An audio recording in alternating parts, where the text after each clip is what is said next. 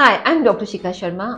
आजकल जो पहले एक बहुत नॉर्मल और बहुत ही सीमलेस कंडीशन होती थी, मेनोपॉज, आज के समय वो बहुत बड़ी दिक्कत होती जा रही है लेडीज में। क्यों? बिकॉज मेनोपॉज जब ऑनसेट होता है तो अचानक से कुछ साइंस एंड सिम्टम्स शुरू हो जाते हैं। जैसे मिसाल के तौर पे हॉट फ्लैशेस, यानी एकदम गर्मी लगने लगती है। और चाहे वो ठंड का मौसम ही क्यों ना हो, एसी क्यों ना हो, आप बैठे हो, बट एकदम गर्मी लगने लगती है और अचानक वो खत्म हो जाती है। फिर मूड स्विंग्स, इरिटेबिलिटी, क्रैंकेबिलिटी, मतलब क्रैंकीनेस शुरू हो जाती है, इरिटेबिलिटी होती है। लोग कहते हैं इनका मूड इतना खराब क्यों हो गया है, इतने क्रैंकी क्यों हो गए हैं। ये सिम्टम नंबर 2 मेनोपॉज में बहुत देखने को मिलता है। तीसरी चीज, बाल का झड़ना। अचानक से बाल झड़ने शुरू हो जाते हैं और ज्यादा झड़ते हैं, मतलब नॉर्मल से ज्यादा झड़ते हैं। स्किन में चेंजेस आने शुरू होते हैं। जो स्किन पहले एक सॉफ्ट ग्लोइंग स्किन था, अब वो एकदम ड्राई होना शुरू होता है। उसमें अलग अलग टाइप के धब्बे, छाइयाँ, ये सब पड़ना शुरू हो जाता है। एजिंग, यानी पहला रिंकल नजर आता है कि भाई ये एज की ऑनसेट है। एक और चीज जो बहुत कॉमन देखी गई है, जोड़ों में दर्द शुरू हो जाता है कई लोगों को।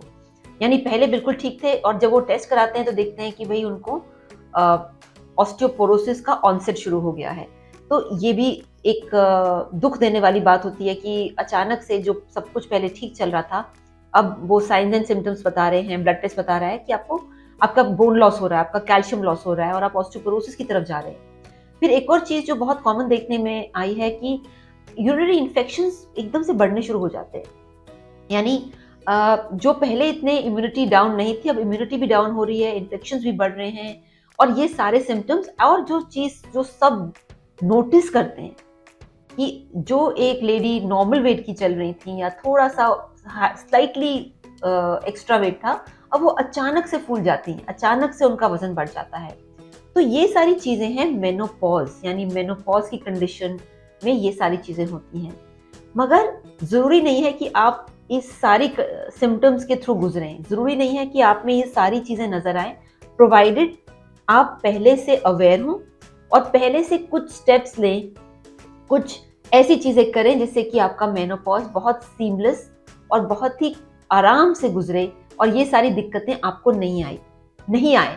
तो ये कौन सी चीजें हैं, क्या करना चाहिए आपको, इसके बारे में हम आपको बता सकते हैं। और ये आप अगर जो इंसान ये चीजें कर सकता है या करे, तो उसका मेनोपॉज बहुत ही आसान और बहुत ही हैप्पीली गुजरता है, रादर देन कि उसमें उसको मिजरी हो और प्रॉब्लम फेस करनी पड़ी हो।